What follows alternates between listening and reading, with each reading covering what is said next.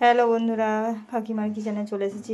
আজকে দেখো আমি বানাবো ক্যাপসিকাম দিয়ে মাছের রেসিপি। ওই জন্য মাছগুলো আমি ভালোভাবে ভেজে রেখে দিয়েছিলাম কালকে। ওই মাছটা নিয়ে নিয়েছি, আর এখানে ক্যাপসিকাম কেটে নিয়েছি, আর লঙ্কা, পেঁয়াজ আর টমেটোর কেটে নিয়েছি। এখন পেস্ট করে নিয়েছি আদা, রসুন, জিরে, ধনে, লঙ্কার গুঁড়ো আর হলুদের গুঁড়ি। এখন আমি কড়াইয়ে তেল দিয়ে দিয়েছি, তেল গরম হয়ে গেছে। এখন আমি কেটে রাখা ক্যাপসিকাম, পেঁয়াজ, লঙ্কাগুলো একে একে কড়াইয়ে দিয়ে দেব, দিয়ে ভালোভাবে ভেজে নেব।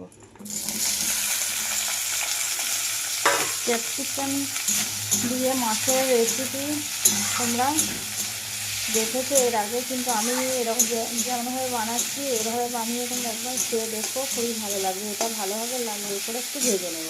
দেখো এগুলো আমার ভালোভাবে ভাজা হয়ে গেছে। এখন আমি পরিমাণ মতো লবণ দিয়ে দেবো এখানে।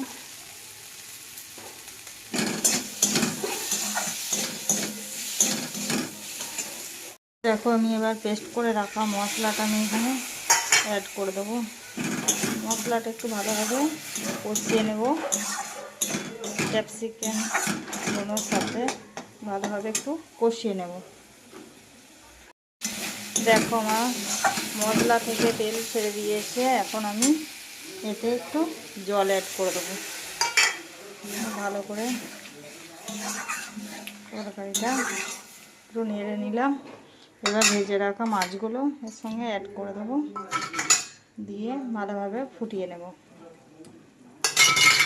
আমার ক্যাপসিকাম নিয়ে মাছের ঝাল পুরো রেডি। এবার আমি নামিয়ে নেব। এভাবে তোমরা বানিয়ে খেয়ে দেখো, ভালো লাগবে। যদি ভালো লেগে থাকে চ্যানেলটাকে সাবস্ক্রাইব করে দেবো, আর লাইক, কমেন্ট, শেয়ার করতে ভুলো না। চলো বন্ধু, টাটা।